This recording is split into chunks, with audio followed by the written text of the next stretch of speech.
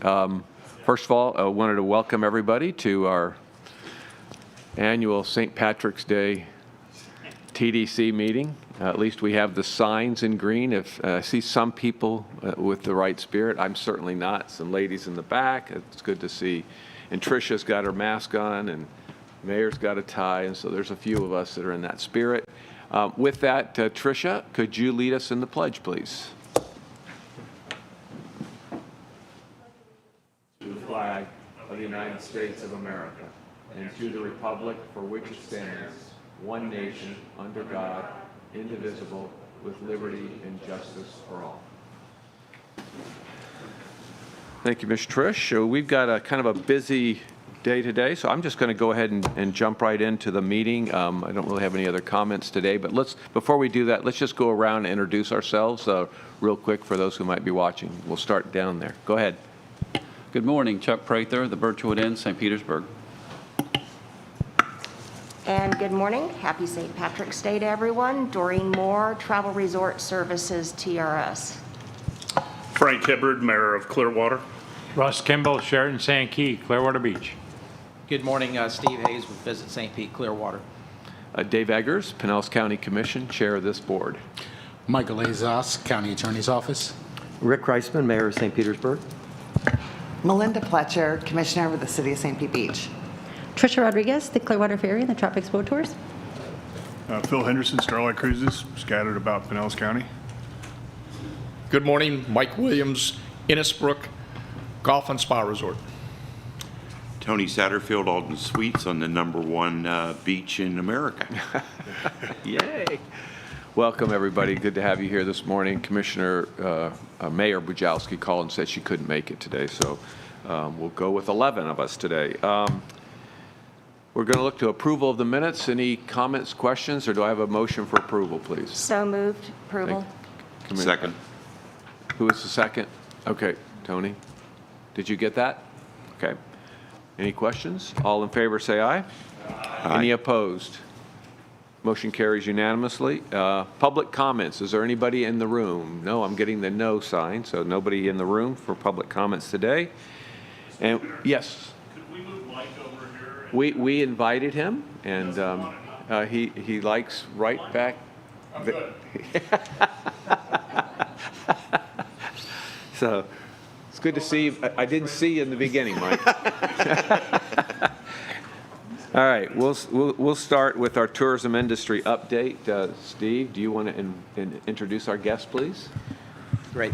Thank you, Commissioner. Today, we're going to have Jen Carlisle with us, and Jen is the Regional Partnership Manager for the central part of the state. I think everyone here is very familiar with Jen and her past experience here in the St. Pete Clearwater area, but so glad to have her on the Visit Florida team and everything they do for us to give us an update on what's happening with Visit Florida and some of the things we're doing. So Jen, welcome back. Thank you. Glad to have you here.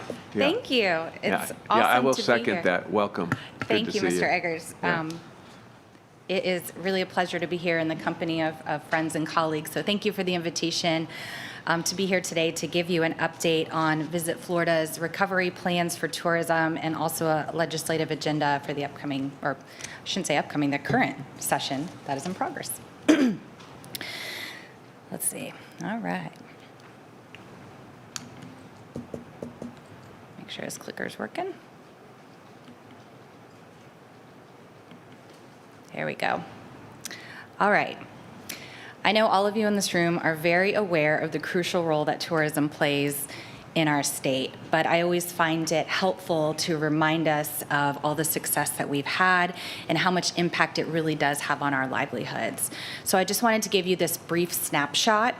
Prior to the pandemic, Florida tourism had just capped off 10 record years of visitation. And in 2019, we welcomed over 130 million visitors that contributed nearly $97 billion to our economy and supported over 1.6 million jobs. The Office of Economic and Demographic Research reported sales tax collections that year, which showed that nearly $4 billion, which is 15% of the total sales tax collected, was directly attributable to purchases made by tourists, which is the highest ever reported. So it's no surprise that in late 2019, EDR warned that tourism-related revenue losses pose the greatest potential risk to Florida's economic outlook. And a little over a year later, as we all know, that warning unfortunately became our reality. We all saw and lived the data that showed the devastating losses to our industry, but we don't need to rehash that all here today. We want to look forward with optimism. So at the end of 2020, our state economist, Amy Baker, presented EDR's economic outlook for Florida. And with tourism generating such significance in sales tax revenue, she explained that the timing and the ability for the tourism industry to rebound would dictate the timing of the state's overall economic recovery. As Florida's official tourism marketing corporation, Visit Florida programming makes a positive impact on the Florida taxpayer, and our demonstrated track record of success will be the driving force of our economy.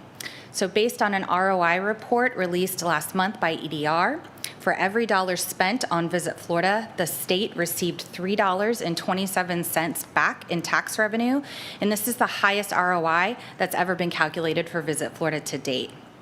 In addition, the report found that Visit Florida's programming contributed to some of the statistics that you see here, impacting Florida in a very meaningful way. We still have a long way to go, but we're seeing some signs of encouragement and improvement.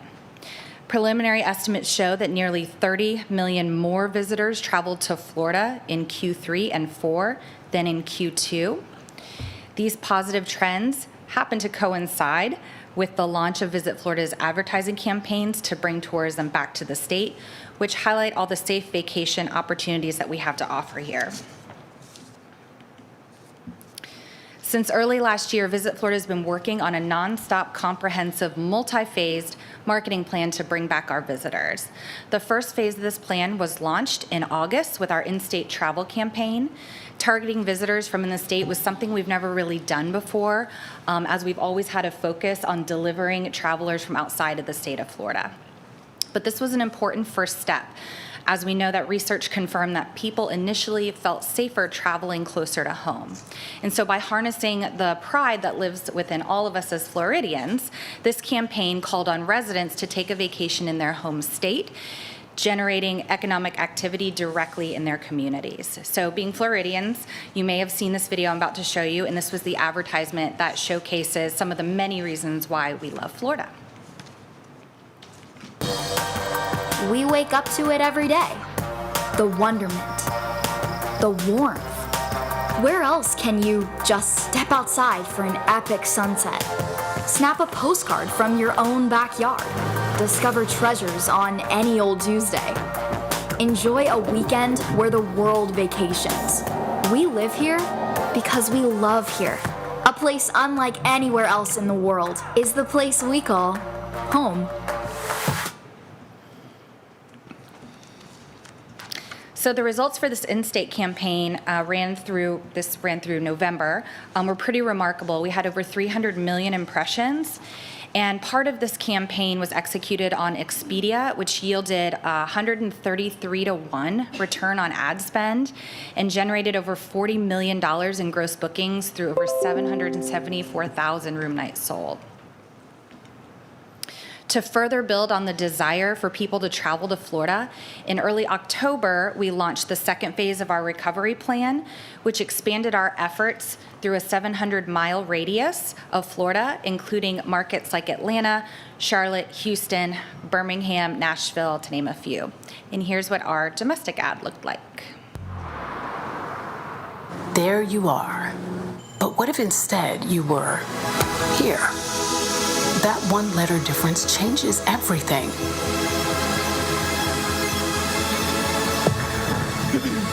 Here shifts your perspective.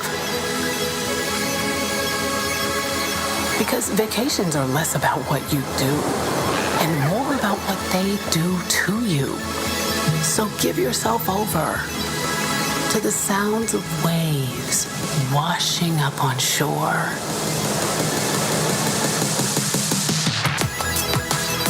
To naps on the beach, to full days without shoes or shirts or worries. Say yes to something new. Try conch. Try the front row. Try this.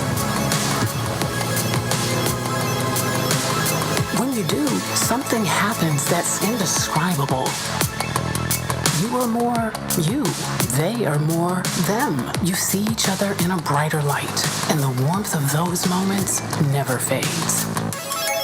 Somehow, a vacation can take you to exactly where you need to be, which is, of course, here. That's the power of a Florida vacation.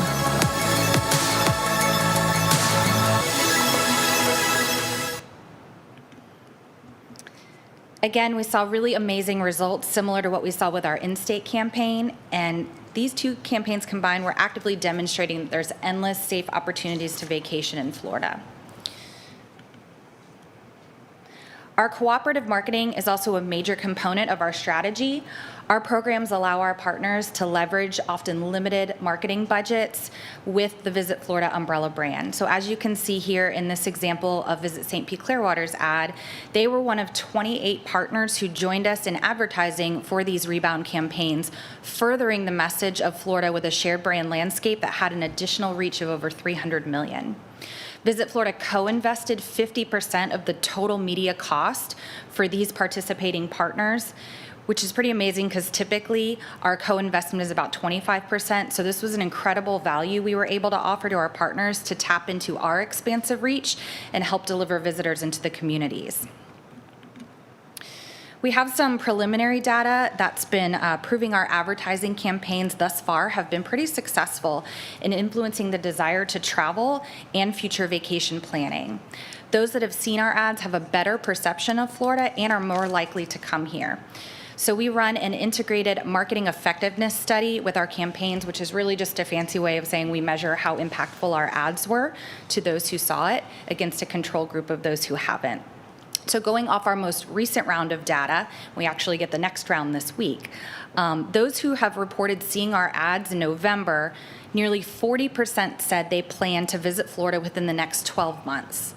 55% of them agree that Florida residents and visitors follow health and safety guidelines. 70% agree that Florida is safe and secure, compared to 26 and 41% respectively of those who didn't see our ads.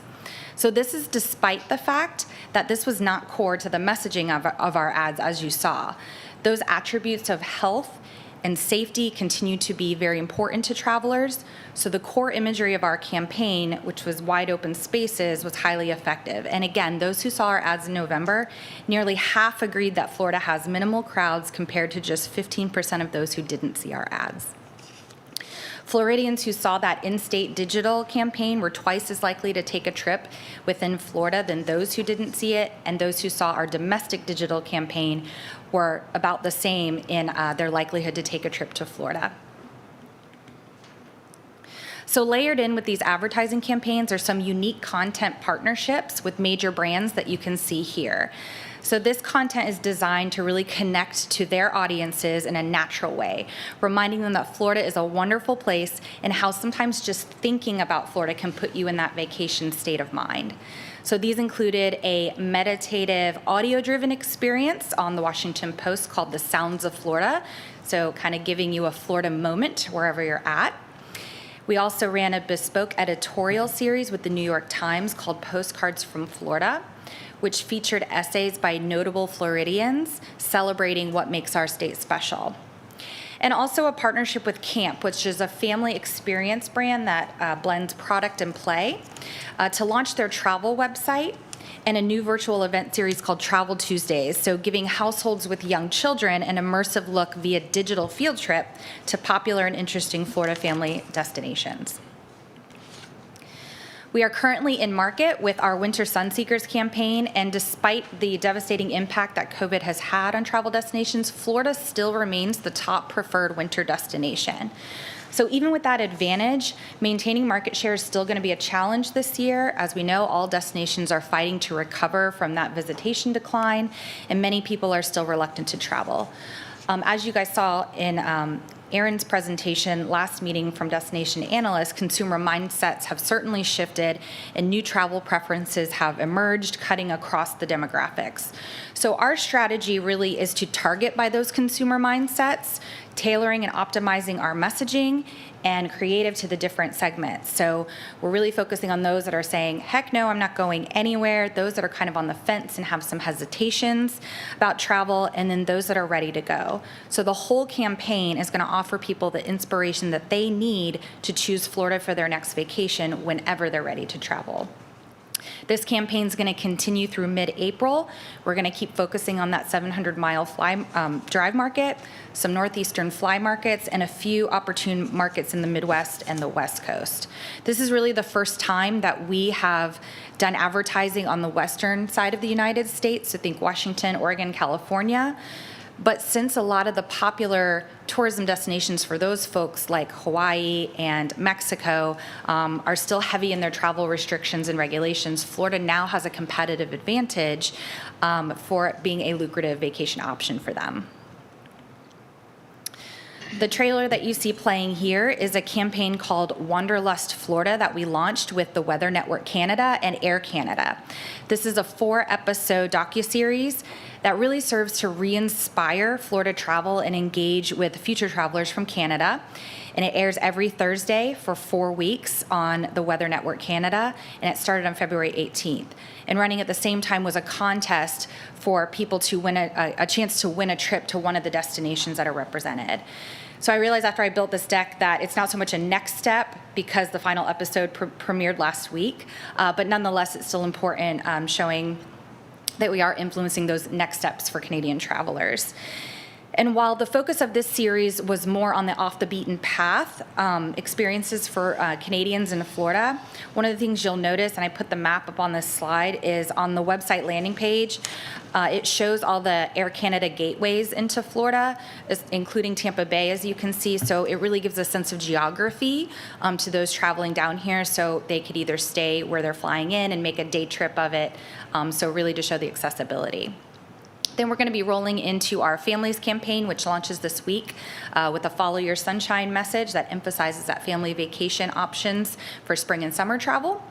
And then finally, we'll be announcing the details of our new cooperative programs in the coming months, including an EDA CARES grant that we received for $5 million.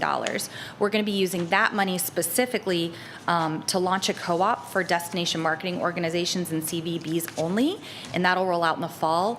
And similar to our rebound campaigns, it's going to have an in-state and domestic targeting opportunity. And the affordability this time is going to be unprecedented, with us investing 80% into the total media cost, which is the highest we've ever done. And as always, we are proud to work with all the different destinations throughout Florida.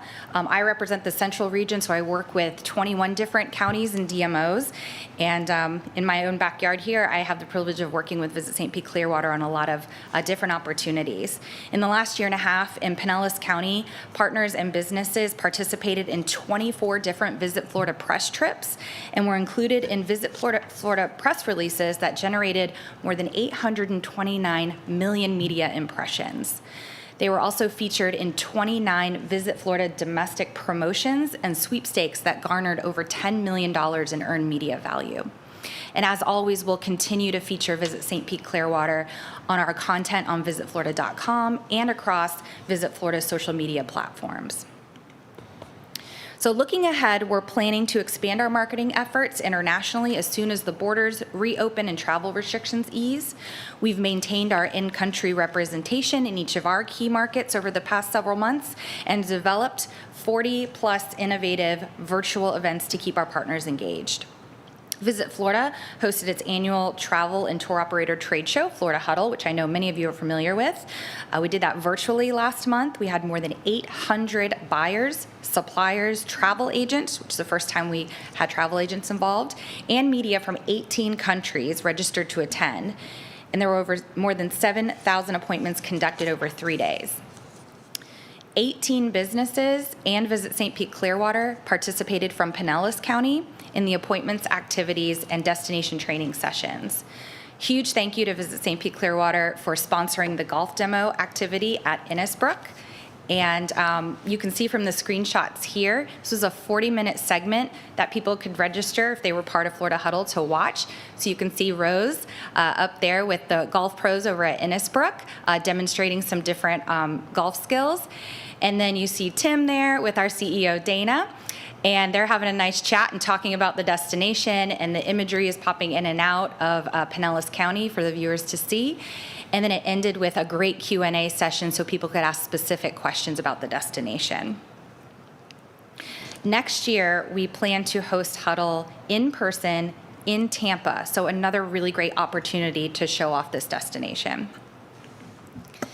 And lastly, I'll wrap up with a brief touch on the legislation. These are the House and Senate bills that are moving through session right now. Many of you recognize Senator Hooper's name. He was our bill sponsor in the Senate last year and continues to be a wonderful advocate for us. So these bills seek to do two things for us. I know Steve mentioned this in the last TDC meeting. The first thing is we want to get rid of that sunset provision that we have. Currently, Visit Florida is slated to exist until 2023. I know many of you in this room and across the state have been tirelessly advocating for Visit Florida for a very long time. We are very, very grateful for your support. And we know that spending time and resources to ensure our organization's survival is very counterproductive to the important efforts that we are focused on. In fact, our state economist recently said that while we're seeing improvements and we'll continue to see the numbers show improvements in the coming years for our industry, they're estimating it's not going to be till 2024 before normalcy returns to the hospitality and leisure industries that have suffered the most. So with that 2024 date in mind, we wouldn't have to divert any of our attention to fighting for our reauthorization when we really need to be focusing on what we do best, which is marketing our state. So and the second thing is really just to add clarity for Visit Florida to seamlessly carry through any unspent funds in succeeding fiscal years when marketing has to be paused for any unforeseen circumstances like natural disasters or, as we're dealing with now, public health crises. And then the budget. So Governor DeSantis recommended $50 million for Visit Florida, which is what we have this year. And so that will keep us whole going forward, and we are in full support of his request. And then plot twist here, as some of you may have seen last night, the governor hosted a press conference in which he outlined his funding requests for the new federal aid dollars for Florida. And one of those was an additional $50 million for Visit Florida. So that would mean his funding request would now be $100 million for Visit Florida. We are thrilled. We are grateful that he continues to see and recognize the valuable role that our organization plays and the tourism industry plays in economic recovery of our state, and is recommending this increase for Visit Florida. So since this is so new, I know there's more questions than answers right now, but information will be forthcoming as we learn more as well. So with that, I thank you so much for your time, and happy to answer any questions if you have any. Well, thank you. That was a great presentation. What's your sense of the House and Senate on the $50 million? What are you hearing? I can say that everything seems very favorable moving forward. Dana has great rapport with the legislators up there, so we're very optimistic. Okay. Questions? Mike Williams. Hey, Jen, thanks. Great presentation. Tell me, who's on the opposing view of having this sunset not erased? I don't have any specifics on that, but I'm happy to get you that information if there's any particular. Yeah, I can't imagine why anyone would not want to support an organization like this on a perpetual basis. I understand. Any information you can give us like that would be very helpful. I would be happy to connect with you. Thanks. Thank you. Phil? Hi, Phil. Thanks, Jen. You mentioned the Wanderlust Florida, the Canadian. When did that kick off? That kicked off February 18th. Okay. Because our local jazz holiday adopted that name back in the fall to do a series of shows here. Interesting. This is coincidental. Great minds. I wasn't sure if they were following that or if Florida was following jazz holiday. I mean, you never know. That was the latter. Thanks. That's great. Yes. Thank you, Mr. Chair. Dana, excuse me, that was an excellent presentation. The additional federal funds that may end up in your budget of $50 million, is there any early discussions of where that might be spent? I know arts is one that we've been pushing for with this TDC, that a little bit more money is spent towards art tourism, but I don't know if anything has been discussed yet. Yes, so that literally got announced last night, and we don't even know how much Florida is actually going to receive yet. So we're just excited to know that we're included in that whole process. So there's definitely a lot more questions and answers right now. So as that comes out and comes forth, I'm sure we'll have a lot of discussion on, I mean, that's doubling our budget, so there'll be a lot of discussion on how that might be able to be spent. Thanks, Chuck. Mayor Hibbert? Yeah, Jen, thank you for being here. Good to see you. To Chuck's question, I mean, I know that the city, for instance, were allegedly going to get 20 million, but it's going to be 10 million over basically 2 years. It has to be 366 days. Do we know, is that how the state is getting it as well? We literally don't know. Okay. Yeah, it was just, that was the one thing we heard last night, and I figured I might hear about it today, so I wanted to bring it up. And so we're anxiously awaiting to see how that fleshes out as well. Yeah, Robin Miller, I think it forwarded to a lot of us, and it was great to see. But like Mike, I'd also like the list of some of the legislators, if we know who they are, who would be opposed to getting rid of the sunset provision. I'd like to make some calls. So, thank you. Thank you. Thank you. Thank you, Mayor. Steve? Jen, thank you for a great presentation. One thing, and you also got a grant from the federal government that is going to be available to DMOs as a co-op. I don't know if you want to talk about that, because that's something we wrote a letter of support for Visit Florida to get that. And yes, that was in my presentation about halfway through. So that's the program I mentioned, where we are building out that program for DMOs only, and we are going to co-invest 80% of the total media spend. So the whole thing we're investing with our partners is going to be a total of $10 million with that. So, for example, if Visit St. Clearwater decides to buy into that, whatever your portion is, it's 20%, and then we pay the other 80% for the total cost. And that'll be rolling out in the fall. Great, thank you. And I knew that was in there, but I love hearing what we can do about it. So I want the TDC members to know that we will look at that, because what a great opportunity to extend our reach. Yes. And then have that relationship and that tie with Visit Florida and what they're doing as well. So, thank you. Thank you. All right, thank you. Okay. Yes, Tony? Hi, Jen. Hi. Your presentation reminds me, I still miss you from the TDC days. So. Thank you. Is there any conversations being had? Inevitably, somebody's going to do some video of too many people in a bar, too many people on a beach. What's the plan for Visit Florida once that comes out? Because I still think that's still going to happen. Or is the plan just to say, hey, every once in a while this happens? You mean like when the news puts the inevitable super crowded picture? Yeah. Right. So as we know, there's a lot of sensationalism in the media.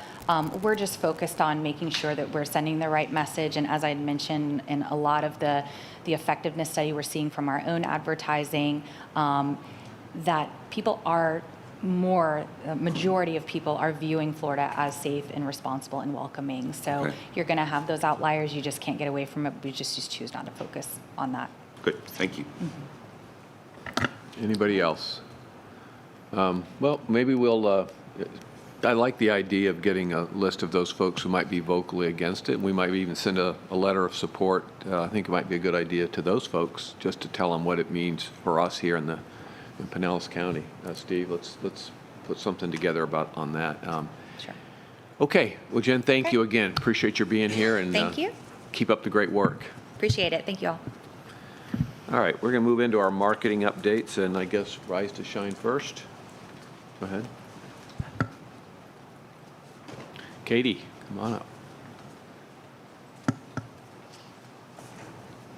morning. Good morning. Happy St. Patrick's Day. Yeah, I just wanted to give you an update on our Rise to Shine campaign. Got some exciting updates now that the campaign and our street teams are out. So as you can recall, our Rise to Shine campaign right now for spring is really actively engaging those potential visitors to travel safely here and then reward good behavior by surprising visitors in market with a prize for enjoying the destination safely. So we have our Rise to Shine pledge, where we're encouraging consumers to commit to 4 things, which is mask up, spread out, wash your hands, be patient and kind. And we are continuing to promote that in our radio, social, and broadcast TV prior to travel. And currently, we have over 25, this was last week, we have now over 25,000 entries to date. And so they have actually checked the box, I pledge to mask up, spread out, and wash hands frequently while visiting St. Pete Clearwater. And they've entered the form here to be entered to win the sweepstakes, which is a ultimate beach day getaway here in the destination. So that's exciting that people are responding and they're taking the information, reading it, and reacting to it. And then our Do Right, Get Rewarded is our Sunshine Steward street teams. And you may have seen this in the media recently because Steve has been busy with media interviews, really capturing the local media. So our Sunshine Steward street teams are rewarding visitors in destination that are following appropriate safety protocols. They're in popular spots across the county. This week they are busy with spring break. They're out Monday through Friday, visiting Tarpon Springs, Clearwater Beach, St. Pete Pier, Beach Drive, Johns Pass, Paso Griddle, all over the county with activating. So when the street team encounters a visitor or resident being safe, they cautiously approach them and they let them know what it is that they were doing that they caught. And they let them know, hey, would you like to win a $25 gift card because you were visiting responsibly? And most everyone says yes. So if we could play the video.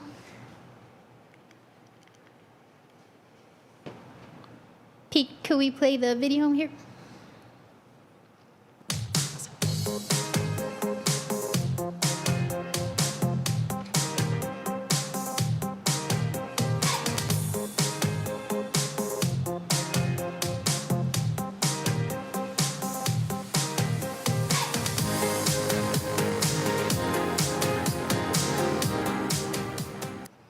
So it's just a fun short video that we posted on social media, letting people know here in the destination. We're targeting it to people in the destination, letting them know that visit responsibly and you could win. And so big thanks to our Sunshine Steward street team.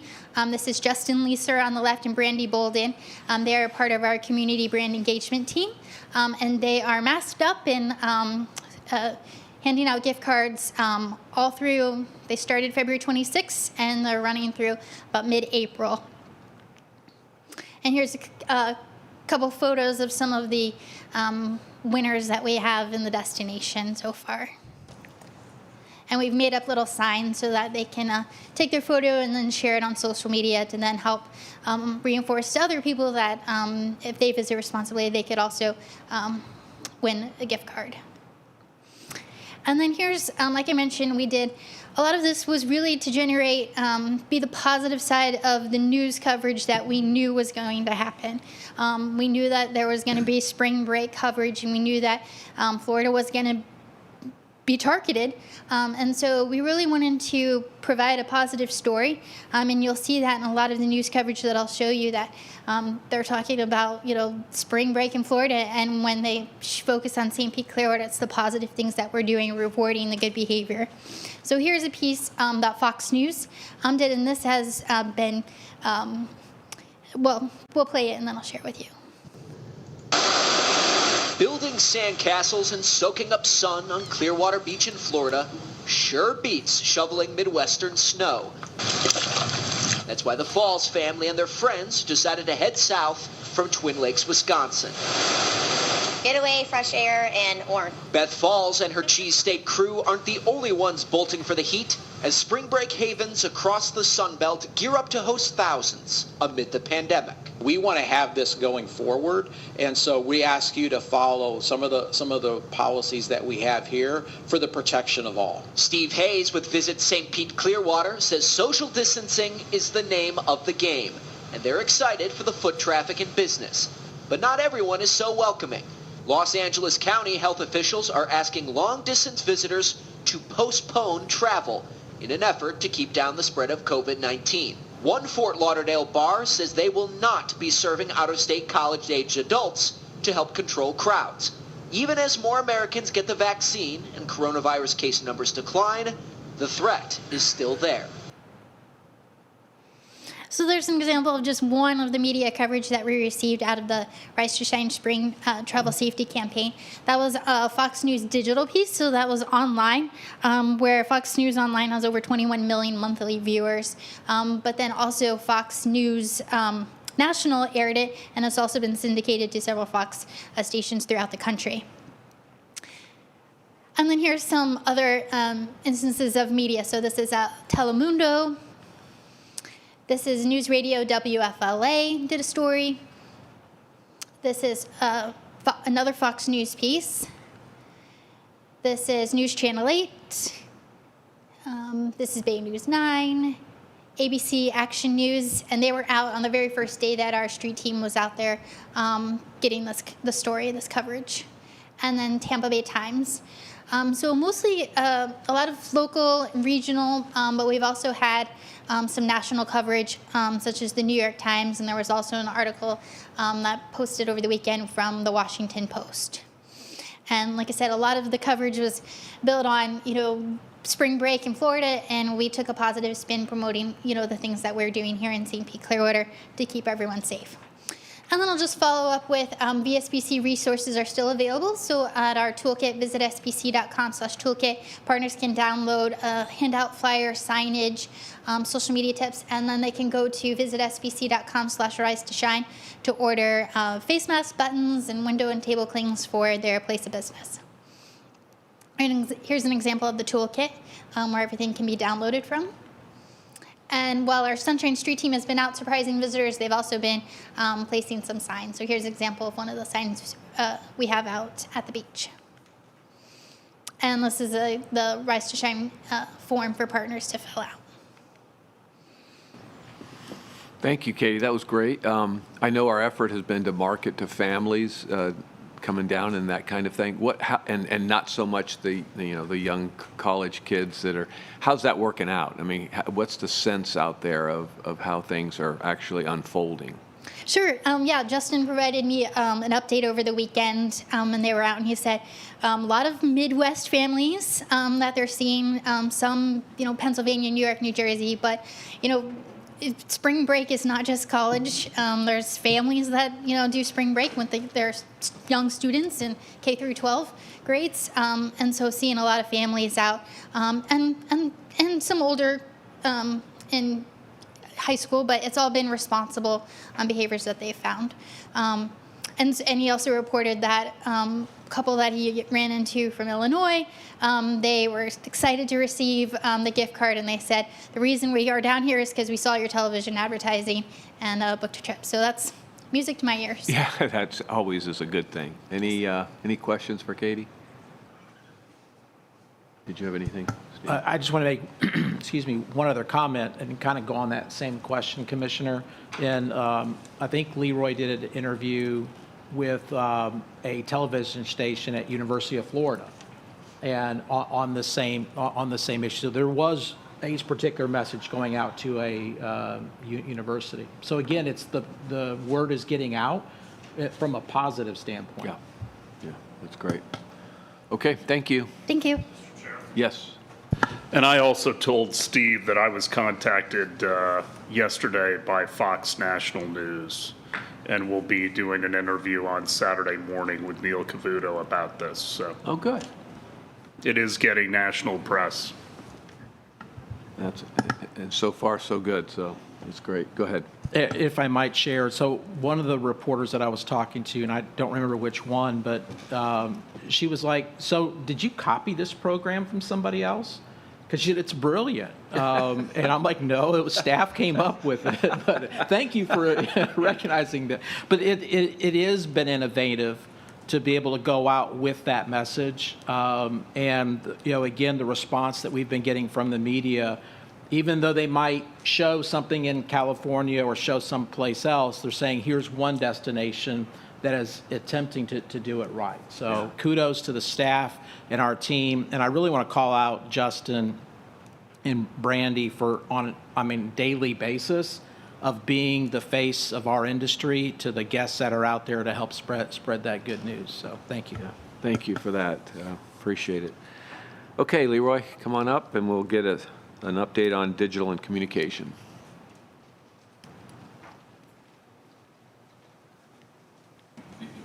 Good morning. Good morning. So Katie obviously just touched on a lot of the great national and local media coverage we've earned around Rise to Shine. We've had a couple other big media coverage moments. We've had an incredible Q1, frankly. Obviously, the TripAdvisor Best Beach Award, Tony's on this side today, Best Beach Award in St. Pete Beach was a national and global story. And of course, the Super Bowl. So we've had some big moments, but I did want to stop and take a little bit of time to cover our normal kind of earned efforts. We're out there pitching the destination constantly from a media perspective. So just a really quick update on our non-Super Bowl TripAdvisor and spring break marketing messaging and what that media coverage looks like and the stories that we're telling and pitching. So this is kind of a brief snapshot since October 1, since the fiscal year began. You can see some high-level summary there, but I'm just going to quickly kind of flip through some of these. You can see the publications and then some of the stories. We're efforting to share not just beach stories throughout earned media. This is one way where we drive a lot of exposure for the arts, for instance. You may say, wait a second, this is Tampa coverage. Well, in some cases it's great. We're able to hijack Tampa coverage. So this is Hemisphere, in-flight magazine for United, and I didn't talk to Patrick Harrison over Visit Tampa Bay how he thought about this turned out. Obviously, the cover was Tampa, but even in the inset table of contents, that's the Vinoy talking about 3 days, 3 perfect days in Tampa. The cover of the actual spread here, 3 perfect days in Tampa. We've got the Vinoy pictured and talked about being in St. Pete once you start reading the story.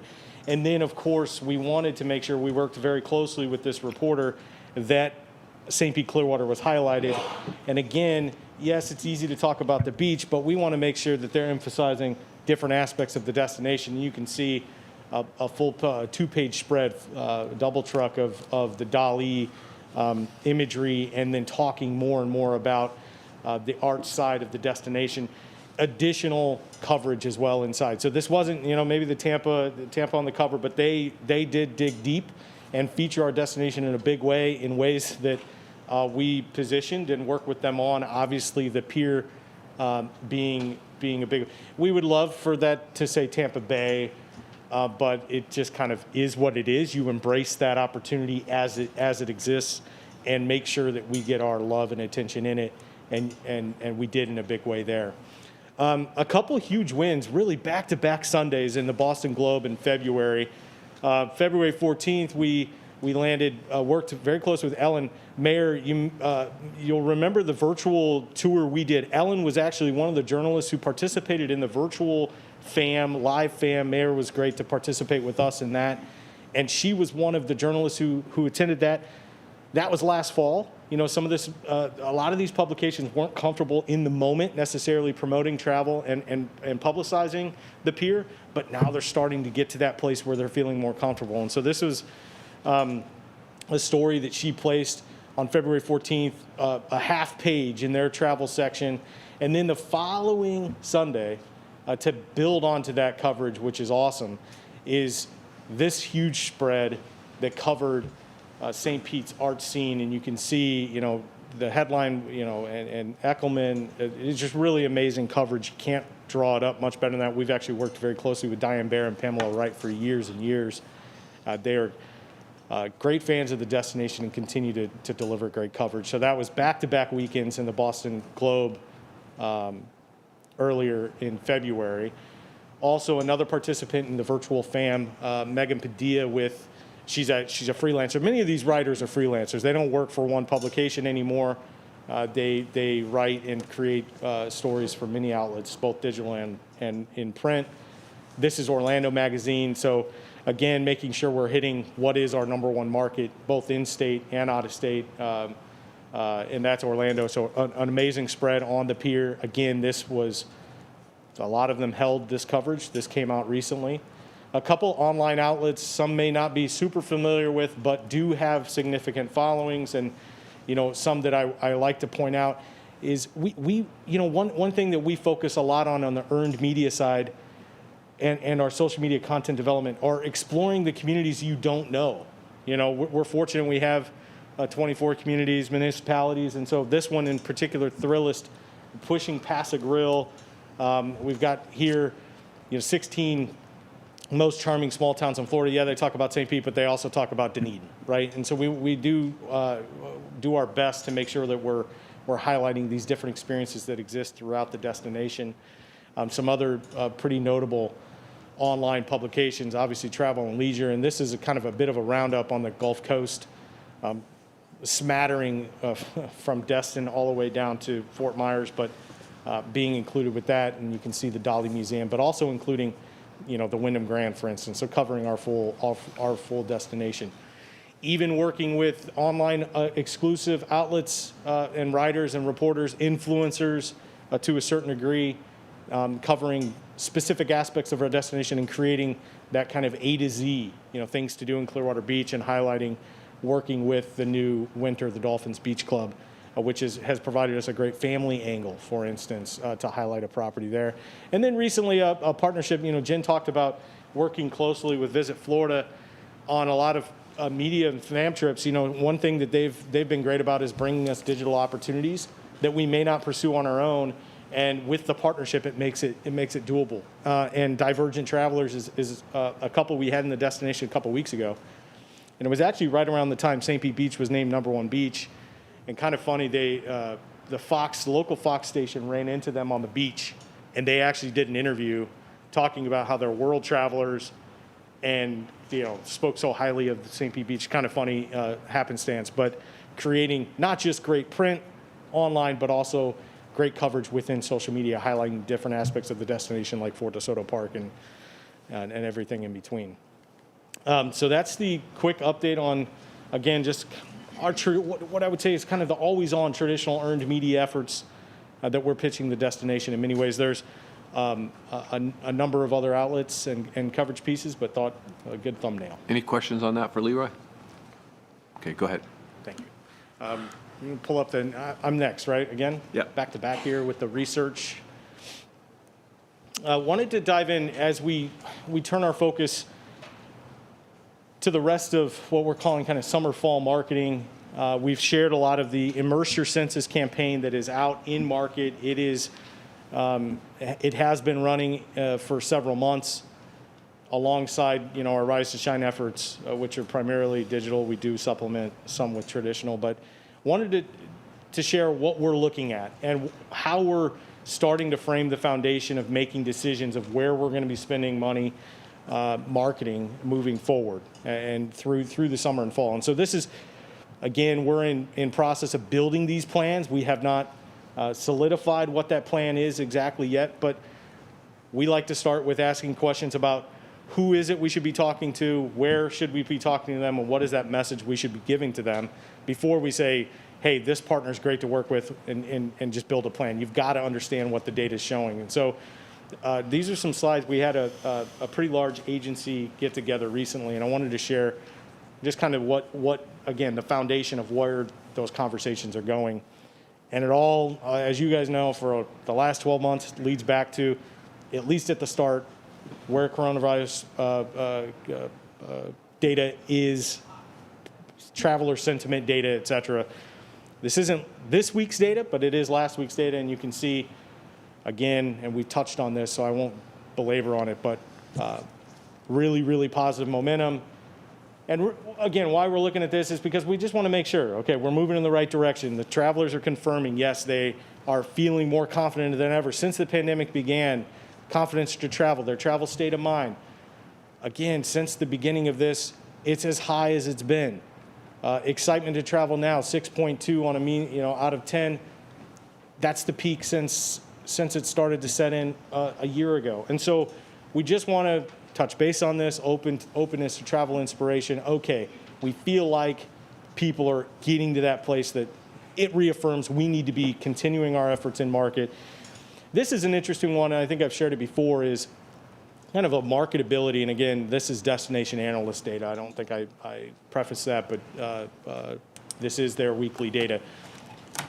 They've got an index about who is in the right state of mind to be marketable, and you can see the South has climbed rapidly. The Midwest had been kind of that first market out of the gates, and we've had considerable efforts in the Midwest, and we're seeing our data pointing that way, and we'll see some of that in a moment.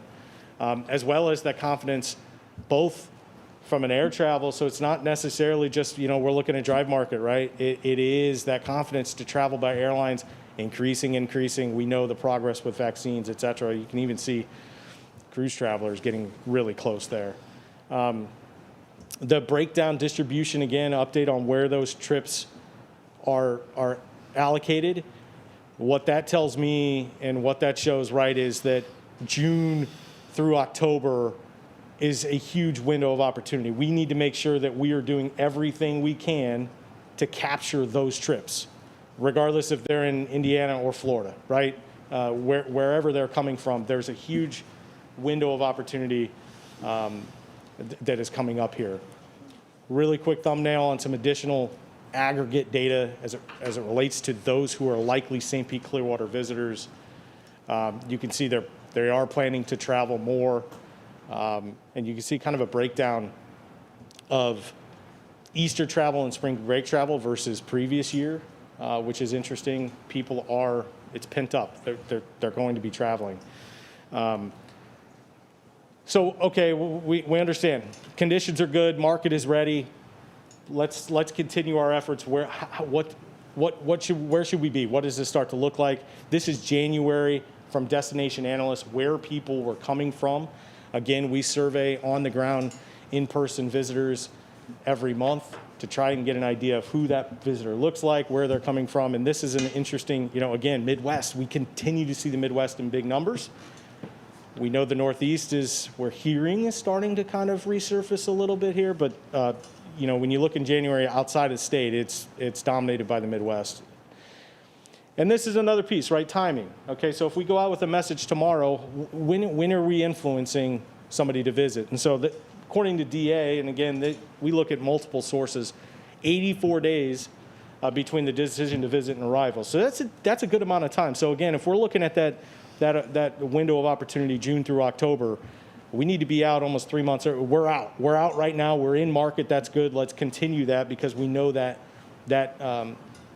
window of decision to travel is considerable. And this emphasizes that even more from another data source. So this is Arrival List. We've shared Arrival List data from time to time. Hang with me here. That the green line is exposure to paid digital marketing. So we're able to track when somebody sees an ad. The blue line is our website, social media, owned channels. So the green is paid, the other is owned. This is time from they were exposed to that ad to their cell phone, the device that we track them on, actually showing up in market. And really the big takeaway is it's a long time. It's a long time from that first exposure to when they show up. And I know we've heard a lot about those booking windows being very narrow, but it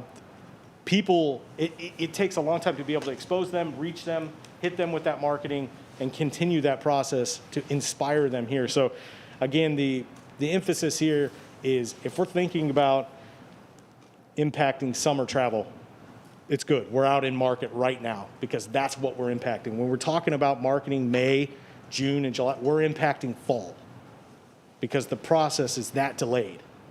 Leroy, is this kind of normal, or is this just on the heels of the the past year? that So we're- it's a great question, Commissioner. You could see that the exposure time did increase significantly, the exposure to arrival time.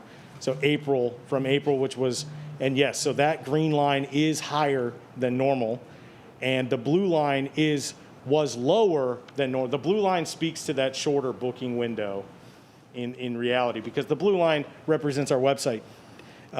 Somebody who's going to explore a destination that they're very interested in. We are exposing people, throughout the funnel. So that green line shows it's a long time, it's a long process, and the pandemic has made that process even longer. Cautious to make that decision. Then we look at audiences, who's emerging. This is that same arrivalist data. So we're able to look at 19 versus 20. Where do we need to be? And so this is share of trips. So the green line being pre-pandemic, blue line post-pandemic. So we look at this and we say, who, despite the pandemic, is actually traveling to our destination more? And those percentages generally are highlighted in yellow, where we see opportunity. Worth noting, we're still all in on Orlando, and you can see Orlando's traveling here more than ever. But you continue to see those Midwest markets. So Indianapolis, they've grown their share of trips. Cincinnati, grown their share of trips. Nashville, St. Louis. Some of those numbers are more modest, but it continues to show opportunity in the Midwest. And this is that same number, but in length of stay, right? So we look at who came, and then we look how long did they stay, and we're still using mobile devices, smart devices, to be able to tell us how long they're actually in market. So this is then taking length of stay into account, and again, it makes sense, right? Somebody coming from Indy is likely going to stay longer, but to see this pre-pandemic versus post-pandemic is important to understand who we should be marketing to. Not a big shock. New York is down, right? 2.7 significantly, but we look at those where it's popping. Indy, Cincy again, Atlanta, length of stay increasing. So this isn't, what's important about this data is there's a lot more scale to this data versus the Intercept survey data. So they're both great pieces to the puzzle, but it helps us start to understand where we need to be spending our dollars and how those plans are going to be built. And I think this is the last one. This is looking at those who flew only. We know for a fact they flew because we have locations at both of our local airports, and we know that. And also, these are people who did spend overnight in Pinellas County. Now, we're not talking day trippers; these are overnighters. So those markets who are actually increasing pre-pandemic versus post-pandemic during these periods of time, flying more and more. There it is again: Indy and Cincinnati, the Midwest, continuing to outperform. If you recall, we did choose to go into Indianapolis and Cincinnati with marketing, with Immerse Your Senses. Some of this data was driving that decision then, and the data that we continue to see reaffirms that decision we made, and will be continuing many of our efforts as we start to finalize that plan. You're going to see that shape up. Some more data, because that's what you all know I love it. This is from our website and another data source as well. And so again, looking at, okay, we spent money to get these paid media page views. These are people consuming content on our website. The second column is people who we didn't pay to get them. They're just straight from Google or anywhere, literally. It's data from Google Analytics. And then we're looking at arrivals. Those arrivals are arrivalist data by cell phone. So again, trying to overlay all of this data, just trying to understand, are they consuming content? Great. Are they actually showing up in market? Great. And what is popping? We're seeing commonalities here on some of these markets in the Midwest.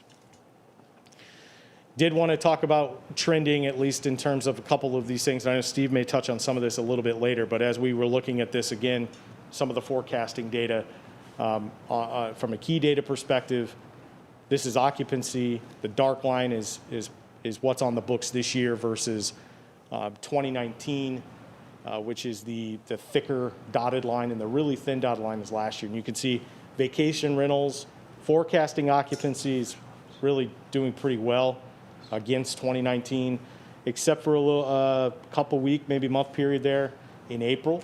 But you can see in June a pretty good little bump summer break bump for those. This is that same data visualized a little bit of a different way. And then from an ADR perspective, this same data, and again, we're looking at this trying to understand winter need times. When could we really target to provide some value and some lift to our partners? ADR really holding strong over even 19 throughout the rest of the next 6 months. And then you'll also see in the presentation some travel click data looking at occupancy year over year. Again, this is a subset of predominantly brand flagged properties, so it's not the full look. But when you start to look at occupancy change year over year, and you see June kind of popping, okay, maybe we need to turn it more attention to affecting trips in July. But some of that data, and we can drill in by day as well to understand what this flow is. And this is new data set that we're diving into and becoming more and more familiar with leveraging every day. So a lot of data, but really wanted to share what we're looking at and what we're using hopefully next month to really share what that plan is, that continued marketing plan for the rest of the fiscal year. Thank you, Leroy. Always an abundance of information. Any questions for Leroy? I'd like Yes. to give a couple comments. Yeah, I think Bruce. you're right on. And I'm very optimistic in the last 10 days of what's happening to tourism and for us on the beach. And I think it'll overflow to the other hotels that we have. You're right on, I think, with interest, and you're right on, bookings are weeks out. April, that was for the first week, was going to be a good week. It's filling in, just as you said. I think it's going to go on through. That customer that we see, and I worked the pool yesterday, having to greet different people that were outside. It's the customer who was here in 2019, 18, 17. It's the same one, the families. And it's the whole family. It's amazing that, they're now bringing the grandkids and the parents, and they're coming from different areas in the country, but they're all there together around that table.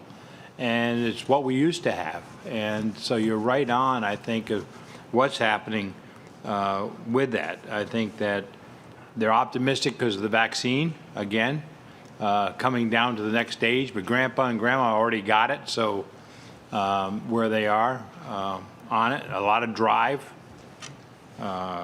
So I think that's repeat is who's coming, and you're right on.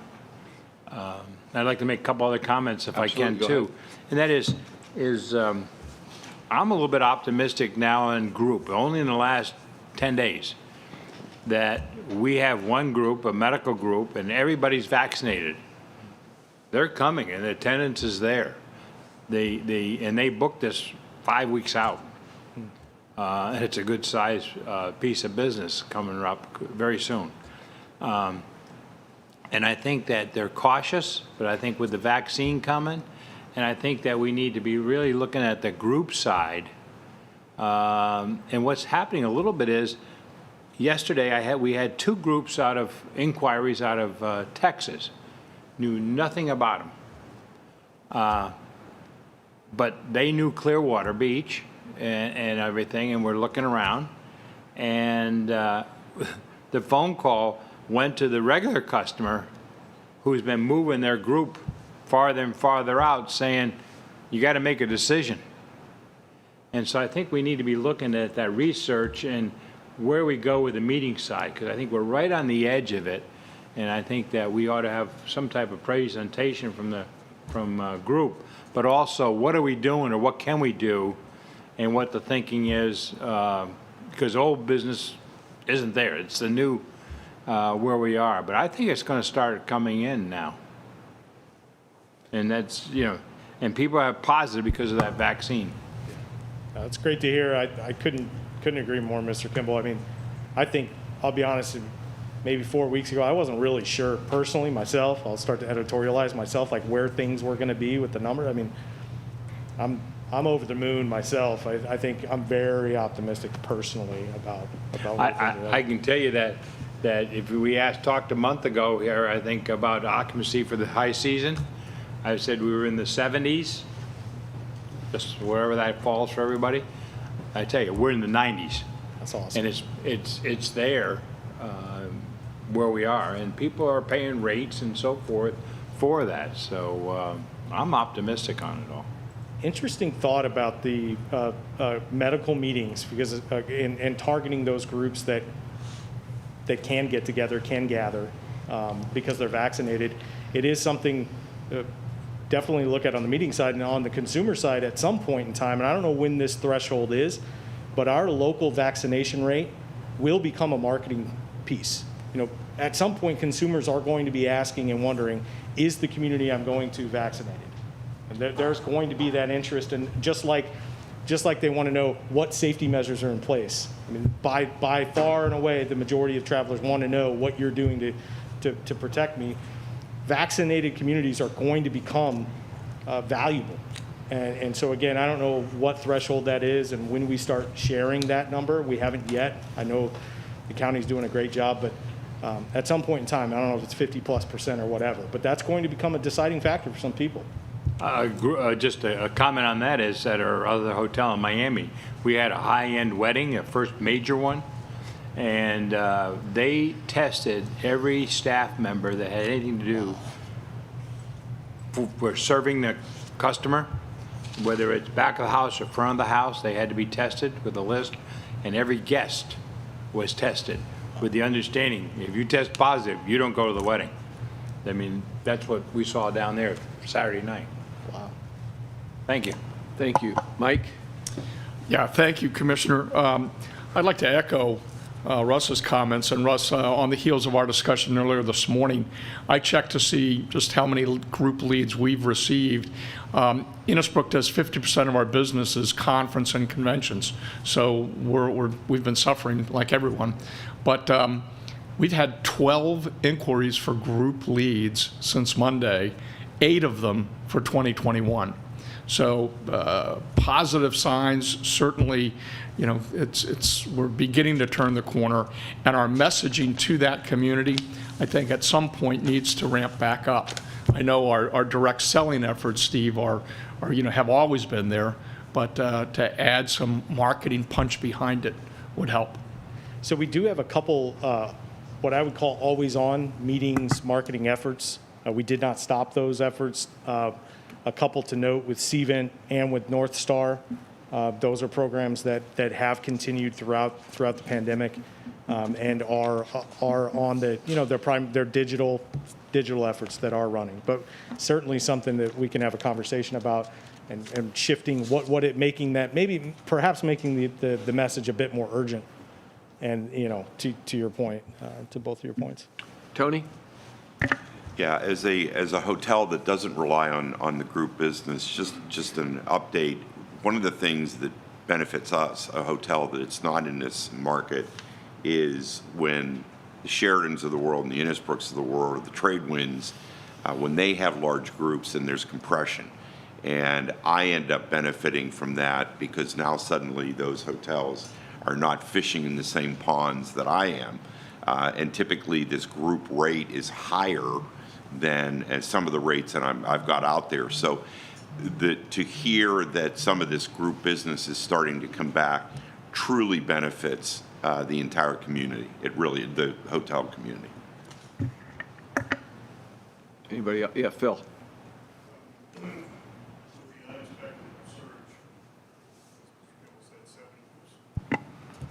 The unexpected surge from expecting about 70% occupancy going to 90%. It's my feeling, and we're seeing it with groups as well, we're starting to get more group activity in near and, you know, all in 321. But I think April's going to be stronger because I think there's people that have delayed. I know typically it crests about Easter and then it starts falling off, and it will probably fall off where it is at Easter. But I think, I'm hoping that we can expect to see a longer season because people are pent up and they're starting to feel a little safer to move. And I'm just hoping that's the direction it goes. And I can only hear back after the fact from the hotels and from you, but I'd be curious to see if it pans out that way. I'm optimistic that it's going to be better than we expect. I would tend to agree with you. I mean, I think 19 levels, no, but that continued increase, the optimism, it's trending the right way. Also, Commissioner, I apologize. I did just realize, and it's okay, it was emailed out. I was going to give a recap of Travel Zoo. I think the slides got mixed up, but I'm happy to answer any questions via email it was emailed out, the full recap, and it may be actually printed out as well. But if you have any questions on that, please follow up with me. Okay. Thank you, Leroy. Appreciate it. All right, we're going to move from marketing to department updates, and I guess we will start with Tim under the elite events process and guidelines. Good morning, Tim. Good morning. Good morning, and welcome back to March Madness, otherwise known as the Elite Event Funding Program. Our annual scurry into the abyss here. In your packet that was delivered electronically, and I think you have printed copies here, is the summary that was requested at the last meeting of the performance of the events over the past few years, I think going back to 2018. And what's great about this, and I want to thank Craig Campbell for putting this together, and Liz, they did a great job.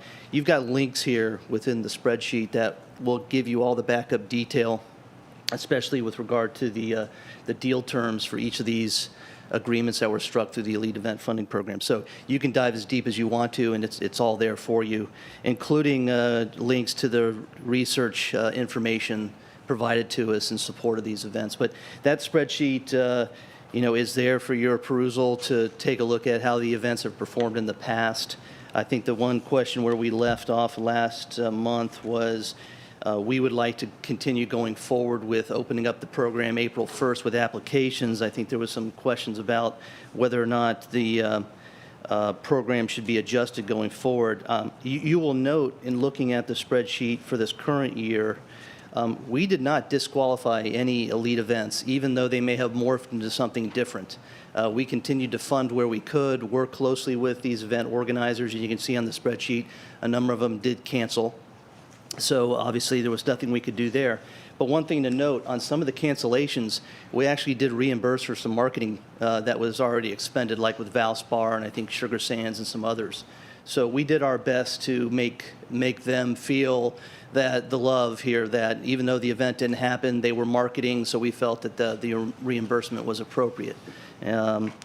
So again, based upon what you just heard about all the positivity going forward, the trending, it would be our recommendation to continue just with the program as is, and again, allow us as staff to make whatever corrections or adjustments are necessary in working with these event organizers as we get into. Now, again, keep in mind, these are events that you'll be reviewing to fund that will start in October. So this gets us pretty much further down the road. But to the extent that you have any concerns, we would like to talk about getting the program up and running now, and if there's anything long-term that you might want to deal with in terms of the funding program, we save that perhaps for a workshop this summer. Russ? Yeah. No, it's not. There you go. There you go. Tim, seeing I asked the question, then you're telling us that under the fund categories, category 1, 2, 3, and 4, where it has the qualifications of so many attendants or so many room nights and everything, that if something has fallen below, or we're still giving them a consideration for the full amount because of the marketing side and all? And I'll use an example if I can. Valspar. My understanding from Mike is that they're going to be capped at like 10,000 this year. And normally they would have a bigger number. I'm not sure what that number is, a much bigger number.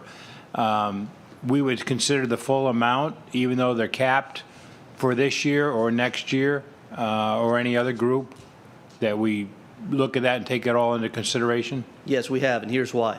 Because it's not only the direct impact that we would obviously feel from the event, but it's also the marketing benefit. That's the and it's part still I going to be was- live broadcasts on national television. There's still going to be the exposure in print and other media. So, yeah, we felt the value is still there. Yeah. That's the part I was. And we're leaning that way with all of these events. We're trying to find a way to get to yes for all of these events. Mm-hmm. Thank Bill? you. Okay. Sir. You've heard me talk in the Excuse my past back here. about requiring higher performance than what we're willing to give out. And I've used the analogy of the Category 2, where you ask for 10,000 room nights, which equates to 90,000 in bed tax, and we're only willing to give them 75,000. And I thought that should be raised until I saw this spreadsheet. And since you're giving many of them the 75 plus in kind, at one point a few years back, when they were eligible for 100, you might have been cutting them back and then giving some in-kind in place. But I think that's a good approach, to give them the 75, then make up the difference where you can with in-kind. I still think Category 1, we might be giving them a little less than they're worthy of, but and that's what happened to the Grand Prix. I think we asked them for too much, and we're giving them too little, and they said, well, we'll pass. We'll sell those things to somewhere else and probably make more out of it. So that one, and you have more experience with that. A little bit. Higher end. But I want to kind of retract my request to change those, because you're doing the in-kind. If you're doing the 75 for the Category 2, and then you're giving them 15 to 20, 25 in-kind, I think that's very fair. So. I appreciate that. And one of the things, a part of that in-kind program has been these DA reports, which have been at about, Leora can confirm, I think $9,500 per survey. And that's a survey data that obviously helps them that they otherwise may not have spent the money on to get. So we all win on that. So right. It's good. We got the data right here. Mayor Kreisman?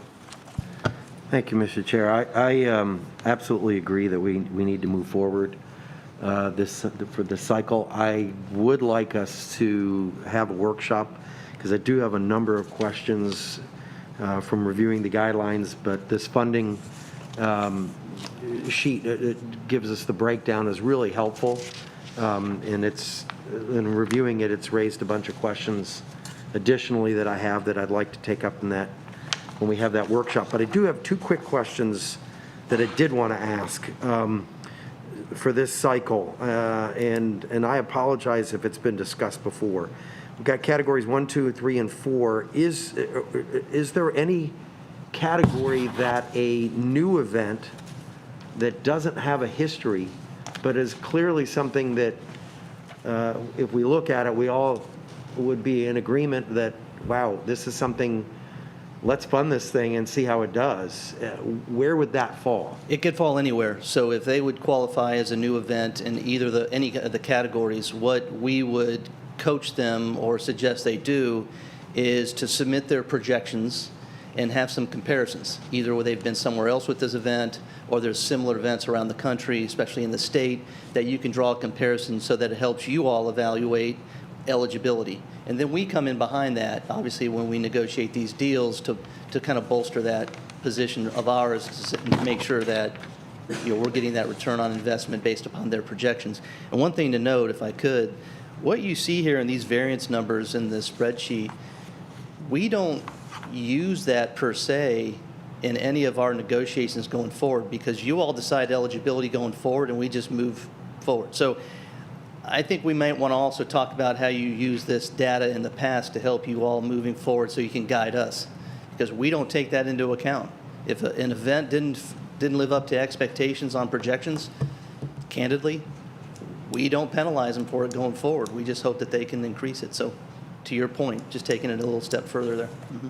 Then the second question, if I may, Mr. Chair, is, so the process, as I understand it, is we make a recommendation up to, BCC has to approve that, and then you negotiate and set the final amount. What happens if there's not a meeting of the minds on the negotiation? Usually you get a phone call if it's an event in the city. No, we typically arrive at something. Again, part of the guidelines, it says in there, we're supposed to drive ROI, and so we do our best to do that, but we know there's a balance here. And I think sometimes, we're looking at it through a business lens, and where we maybe need to be looking at it through a government lens, so to speak. We do our best to try to meet. And one of the things that I think we changed that you just described was to take this process to a little bit more streamlined for you all. Back in the old days, the TDC and the review committee used to basically establish the exact amount and benefits and all that. We felt that this was freeing things up for you all just to trust us that we can negotiate these deals. So I don't think we've encountered anybody where we've reached an impasse, if that's your question. No. Okay. Thank you. Anybody else? Go ahead, Steve.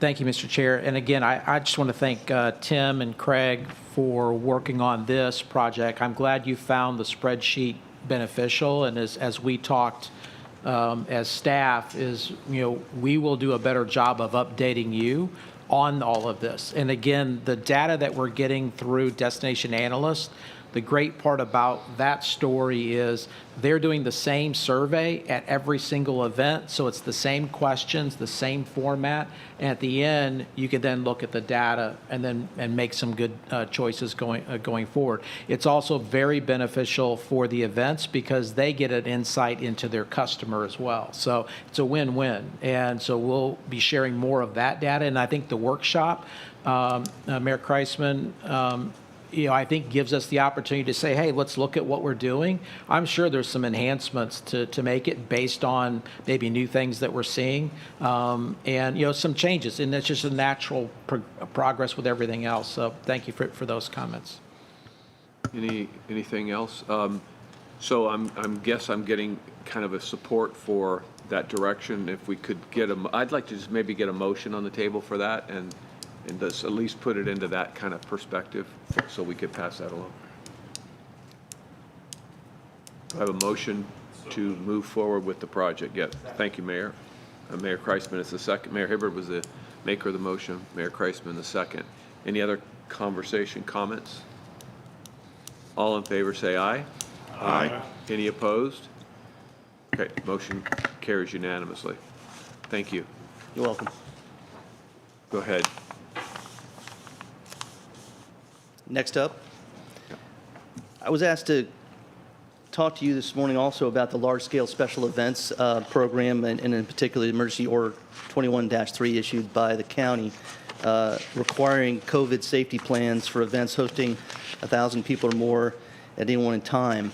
We do have a role in that program, just so you know, and that's the reason why we wanted to talk about it today. The way the ordinance is structured, it gives the cities, the municipalities, the authorization to obviously approve the safety plans that take place in those municipalities. We've been asked to review plans for unincorporated the county. So for example, Valspar's plan came to us and we looked at it, evaluated it, have worked with the event organizer really well and approved that plan going forward. So we've also have a role in regard to monitoring any complaints and lack of compliance if there's such with these events moving forward. So what you have in your handout, which shows up on the screen, is just a quick summary of what's been submitted to date. And I can tell you the pace at which this program is picking up. We've had a number come in this week, so this will be updated, and I can come back next month if you're interested in finding out where we are. But this program's rolling out rather rapidly.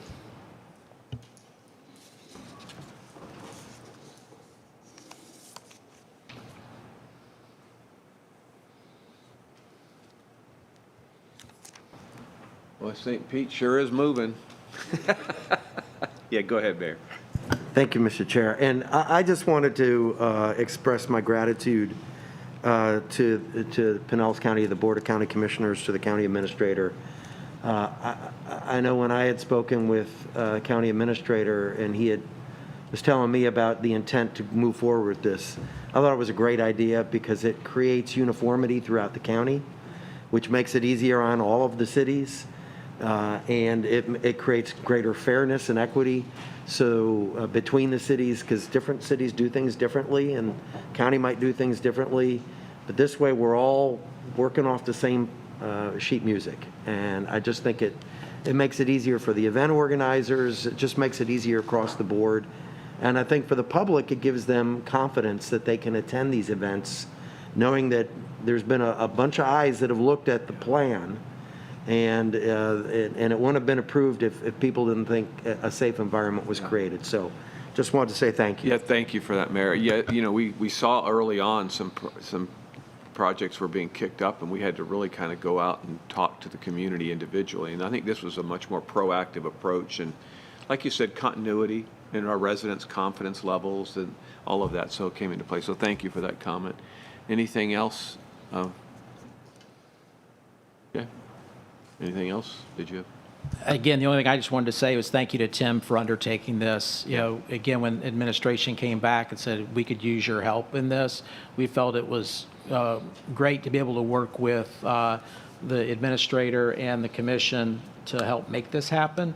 And it also goes back to showing as a community what we're doing for our residents and potential guests coming, and we're all on the same page. And that was one of the things we kept reiterating to the media when talking with them is this isn't something separate over here, it's something separate here. We're all on the same page. So it was good to voice that. Yeah, it really is. And we're kind of in sync with we just heard about all of our marketing campaigns coming up.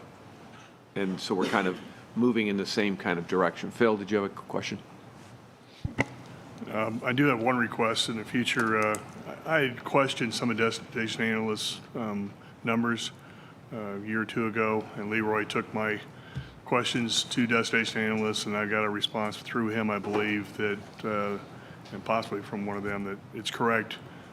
And they didn't give me, I asked point blank, how did you come up with this? What was your process? And I didn't get an answer. They were like, they're the only ones that know how to do this, and we can't let that out because somebody might learn. I'd like to have a more direct access if I ask a question to destination analysts about how they came up with this particular stat. On their methodologies? Yeah, I'd like to know exactly what it was. And I think there's any reason why they can't divulge that.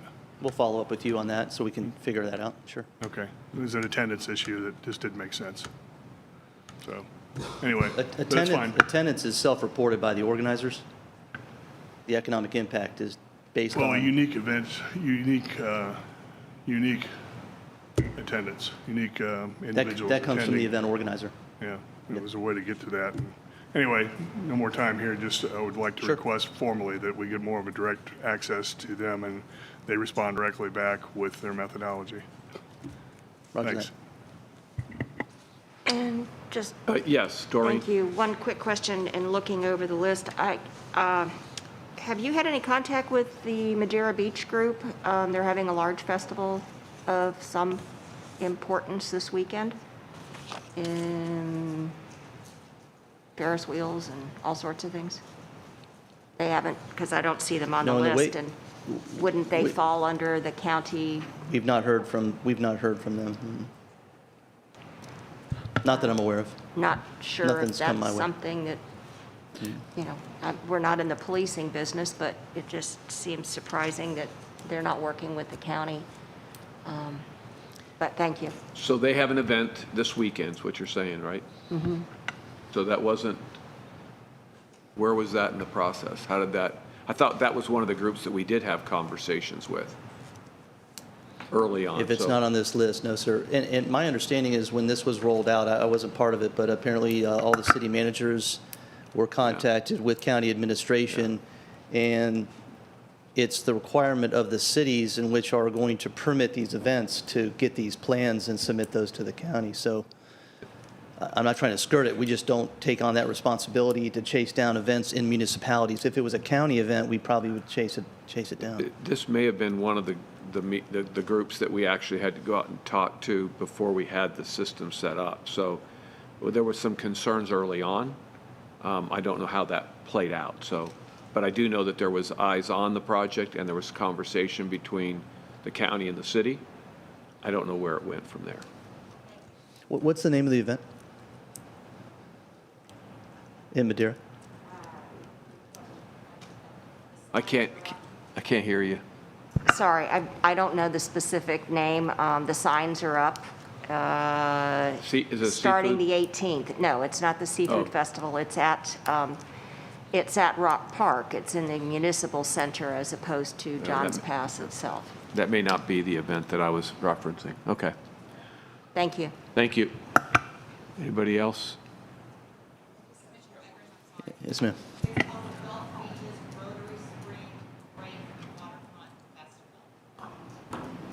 That's a mouthful. Thank you. I should disqualify it, right? Chuck, did you have a comment? Thank you, Commissioner. Looking over your funding, and you said it's a negotiation. St. Pete Pride seems to be the largest actual attendance, the largest room nights historically. So how do they get up there to be one of the top funders? We started cash contribution $45,000 back in 18, and 2021 looks like they've asked for 75. It's not been determined yet, but I'm just looking historically how they have so many attendees more than anybody else. They have so many more room nights than anybody else. Then why aren't they so much better funded than everybody else? So back when they applied, they only asked for $45,000 in that original application. Okay. So we gave them the full amount of their ask. Okay. They don't qualify for Tier 1 because part of Tier 1 under the guidelines is that you're a nationally televised event. Thank you. Okay. Hi. Just to clarify for future, when do the city managers and the city county administrator get the letter basically asking them to notify you? You know, I'm looking at Kevin Knudsen here, our ACA, who I think I put him on the spot here. I'm not sure.